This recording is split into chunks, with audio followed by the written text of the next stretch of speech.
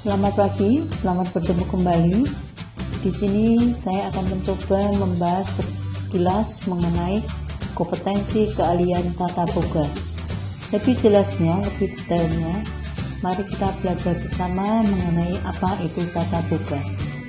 Tata boga bagian dari bidang keahlian pariwisata, bagian dari bidang keahlian pariwisata, program keahlian kuliner, kompetensi keahlian tata boga. Kuliner dapat diartikan sebagai suatu kegiatan yang ada hubungannya dengan memasak atau aktivitas memasak.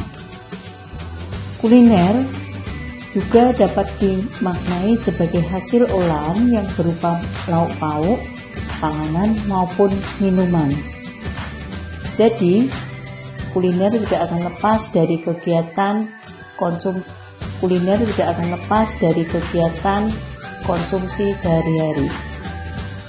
Sedangkan tata boga adalah suatu disiplin ilmu yang terkait dengan seni dalam menyiapkan, memasak, dan menyediakan makanan siap saji, baik yang bersifat tradisional maupun internasional yang berhubungan dengan industri pariwisata dan perhotelan.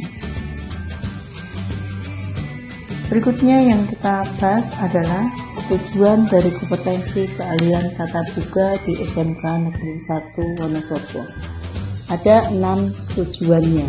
Yang pertama, tamatan yang beriman dan bertakwa kepada Tuhan Yang Maha Esa. 2. Menghasilkan lulusan yang unggul dan kompeten di bidang tata boga. 3. Membentuk lulusan yang menguasai iptek, berani mengambil keputusan kreatif dan inovatif. 4. Membentuk lulusan yang menguasai bidang keahlian tata boga yang bisa berdaya saing di tingkat regional maupun internasional. 5. Berani mengambil keputusan kreatif dan inovatif. 4. Membentuk lulusan yang menguasai bidang keahlian tata boga yang bisa berdaya saing di tingkat regional maupun internasional. 5. Menyiapkan SDM yang berjiwa wirausaha, produktif dan mandiri. Dan yang keenam, membentuk lulusan yang cinta tanah air, bangsa, bahasa, dan budaya serta peduli lingkungan. Sedangkan bahasa dan budaya serta peduli lingkungan. Sedangkan profil lulusan kompetensi keahlian tata boga di SMK Negeri 1 Wonosobo adalah sebagai berikut. Lulusan kompetensi keahlian tata boga adalah tenaga muda yang mengorganisir operasi pelayanan makan dan minum di restoran, baik makanan kontinental, makanan Indonesia, melayani makan dan minum di restoran maupun di kamar tamu, mengolah dan menyajikan aneka minuman non-alkohol, serta mengorganisir makanan dalam usaha makanan. Adapun lapangan pekerjaan yang dapat diisi oleh lulusan kompetensi keahlian tata boga antara lain dapat bekerja di restoran, di hotel, di rumah makan, usaha catering, rumah sakit, usaha pelayanan makanan orang banyak, di kapal pesiar, bakery, dan food court. Berikutnya struktur kurikulum kompetensi keahlian tata boga. A. Muatan nasional terdiri dari 6 mata pelajaran bakery dan food court. Berikutnya struktur kurikulum kompetensi keahlian tata boga. A. Muatan nasional terdiri dari 6 mata pelajaran yaitu 1. Pendidikan agama dan budi pekerti. 2. Pendidikan Pancasila dan kewarganegaraan. 3. Bahasa Indonesia. 4. Matematika. 5. Sejarah Indonesia. Dan yang keenam, bahasa Inggris dan bahasa asing lainnya. B. Muatan kewilayahan terdiri dari 2 mata pelajaran, yaitu 1. Seni budaya, 2. Pendidikan jasmani, olahraga, dan kesehatan. Sedangkan kode C yaitu muatan minatan kejuruan yang terdiri dari 3 subkelompok. C1 dasar bidang keahlian terdiri dari 3 mata pelajaran, yaitu 1. Simulasi dan komunikasi digital, 2. IPA terapan, 3. Kepariwisataan. Sedangkan C2 program keahlian terdiri dari 4 mata pelajaran. Yang pertama yaitu 3. Kepariwisataan. Sedangkan C2 program keahlian terdiri dari 4 mata pelajaran. Yang pertama yaitu keamanan pangan, sanitasi, higienitas, dan keselamatan kerja. 2. Pengetahuan bahan makanan. 3. Boga dasar. Dan yang keempat, ilmu gizi.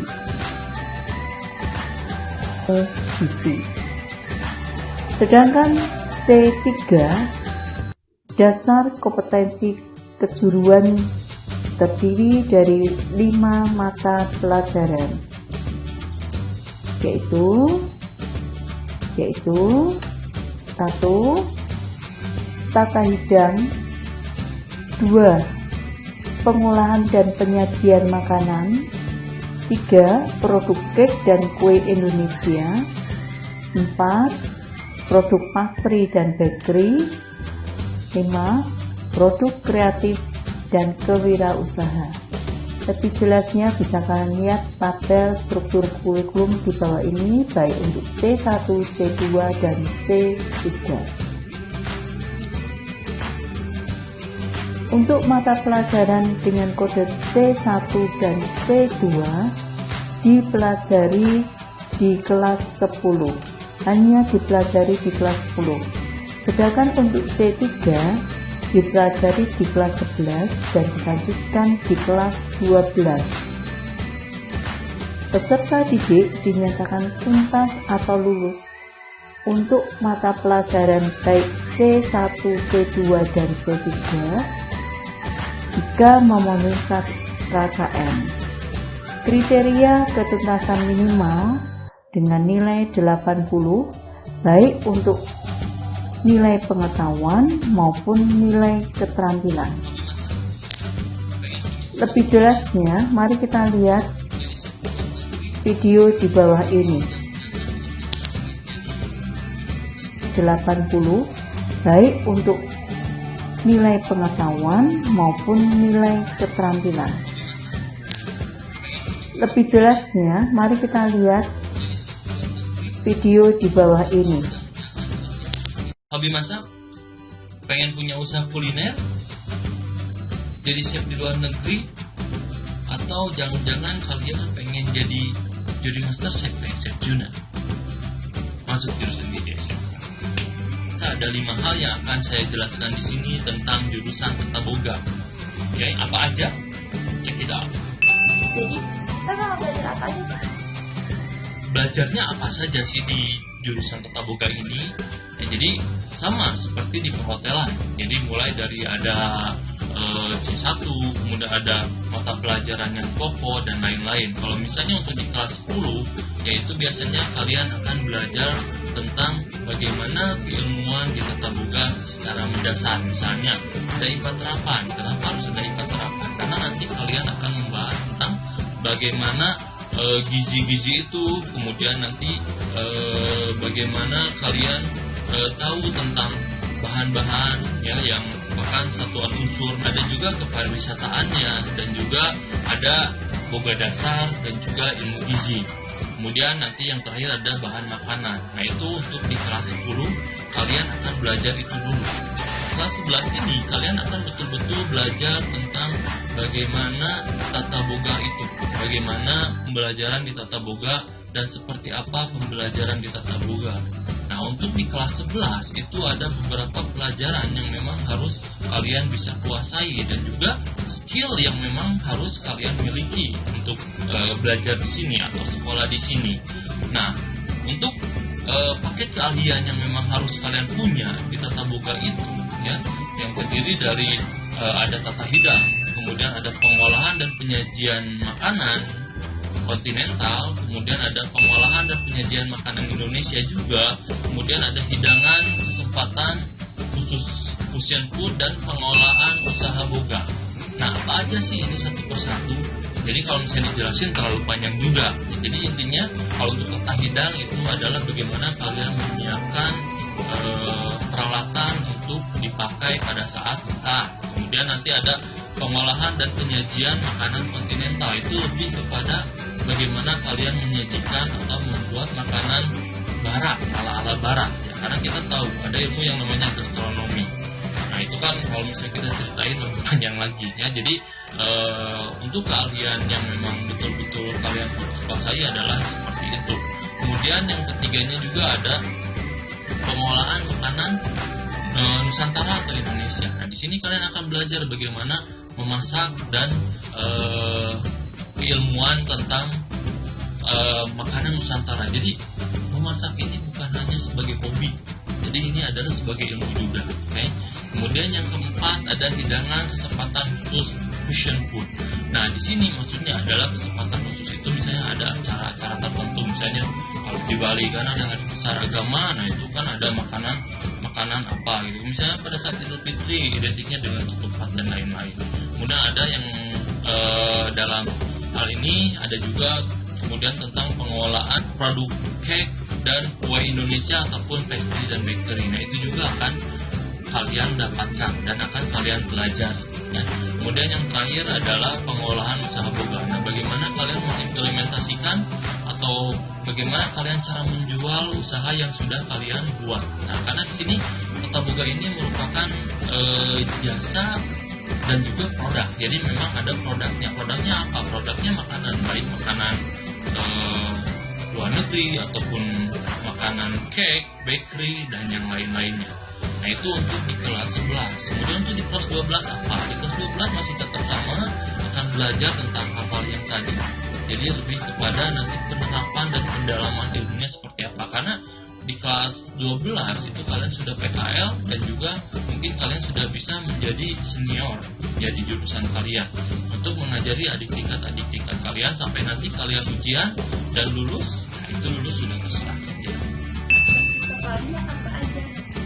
Nah di kelas 10 kalian akan belajar bagaimana cara crafting, kemudian memotong itu harus seperti apa ya. Dan juga nanti kalian akan belajar bahan dasar makanan itu apa aja sih, kemudian kebutuhan ilmu gizinya apa aja. Nah itu nanti dipraktekkan. Kemudian masuk ke kelas 11 itu prakteknya full. Jadi nanti kalian ada jam produktifnya. Biasa dalam 1 minggu itu jam produktif ada 1 atau 2 hari sampai bahkan 3 hari kalau di kelas 11 ya. Nah itu yang akan kalian dapatkan. Prakteknya apa aja? Prakteknya berbeda-beda. Emang sih kalau misalnya di tata boga ini pasti spend money atau pengeluaran uangnya itu lebih banyak karena kalian akan terus-terusan nanti untuk praktek. Jadi biasa dalam 1 minggu itu ada 2 atau sampai 3 hari untuk kalian praktek dan juga nanti ada bagaimana kalian cara menjual makanannya. Baik itu kalian punya industri factory ya, factory industri teaching factory ataupun yang lain. Nah itu untuk praktek.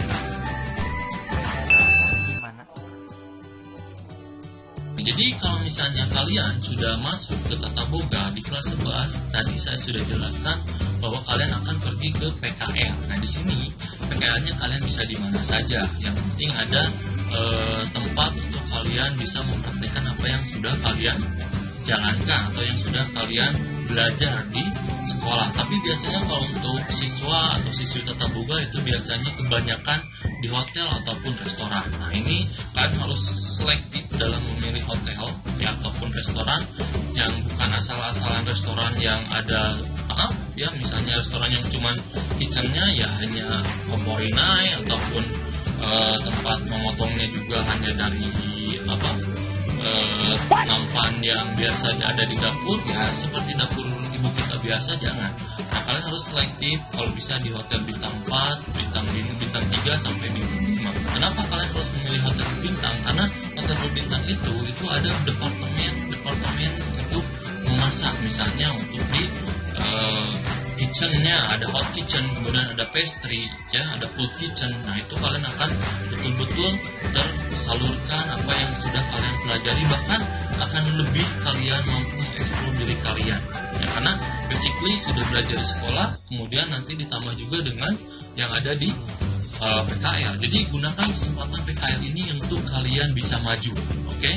Nah, itu untuk PKL-nya. Jadi biasanya ada di restoran ataupun hotel ya, ataupun bisa rumah sakit juga. Itu nanti kebutuhan gizi dan lain-lain, itu belajarnya ke sana. Tapi saya sugesti untuk kalian belajar di hotel kalau untuk tatap muka ini, karena akan lebih luas lagi pembelajarannya. Kerjanya di mana? Setelah lulus, kalian itu bisa kemana saja. Seperti yang sudah saya tadi bilang, bahwa jurusan tatap muka ini adalah jurusan yang memang tidak akan lekang oleh zaman. Karena apa? Karena kebutuhan dasar manusia itu adalah makan. Betul? Ya, jadi makan itu kebutuhan dasar. Makanya bagaimana cara menciptakan makanan yang memang betul-betul enak, dapat dinikmati semua orang, dan juga dari presentasinya juga bagus. Itu kalian bisa jual. Ya, jual baik kalian jual diri kalian dengan skill kalian ke hotel atau restoran ataupun tempat usaha kuliner lainnya, ataupun kalian punya usaha sendiri. Jadi kalian bisa jadi chef di dalam ataupun luar negeri. Kalian juga nanti bisa jadi pengajar kalau misalnya kalian sukses ya, punya usaha kemudian jadi chef, bisa kalian juga jadi pengajar. Jadi lapangan kerjanya tidak terbatas. Lulus dari SMK Tata Boga atau SMK jurusan Tata Boga itu kalian akan lebih banyak skillnya. Apalagi di Tata Boga ini kan basically adalah pembelajaran yang memang betul-betul harus kalian pahami skillnya.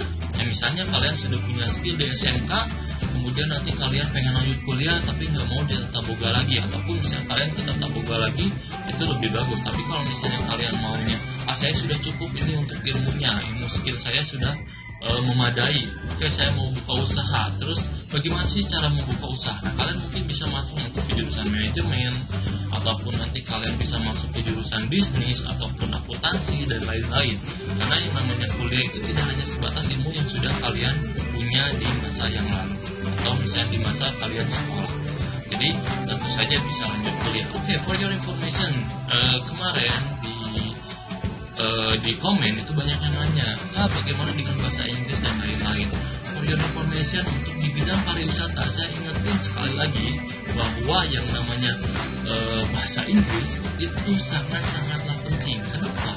Karena kalau misalnya tidak ada bahasa Inggris, gimana kalian mau baca menu? Karena pembelajaran untuk tata boga, kemudian pembelajaran untuk perhotelan ataupun misalnya perjalanan wisata itu banyaknya menggunakan bahasa Inggris. Karena yang namanya bisnis hospitality itu berhubungannya dengan dunia global. Dunia global itu harus bicara dengan bahasa Inggris. Gimana? Masih bingung milih jurusan? Jangan dong ya. Ini kan untuk masa depan kalian juga. Pilihlah jurusan yang memang betul-betul kalian ada minat ataupun passionnya kalian di sana. Misalnya jangan ikut-ikutan teman. Jadi kalian harus punya ketetapan atau keputusan sendiri. Segitu dulu video kali ini, mudah-mudahan kalian terhibur dan tercerahkan. Ya, sedikit sharing knowledge tentang bagaimana jurusan tata boga itu yang mungkin akan bisa menginspirasi kalian ataupun menentukan pilihan kalian nanti untuk masuk ke SMK. Nah, saya pengen tahu juga siapa selebriti chef yang kalian favoritkan ataupun kalian gandrungi ataupun kalian friends sama dia. Oke, tulis di komentar. Oke, segitu dulu. Jangan lupa kalau misalnya kalian suka dengan video ini, kalian klik like dan juga share video ini supaya semua orang tahu bagaimana cara pembelajaran di dunia pariwisata ataupun segala informasi yang berhubungan pariwisata itu ada di Okay, thank you so much. Ya, keep healthy and always smile. Thank you.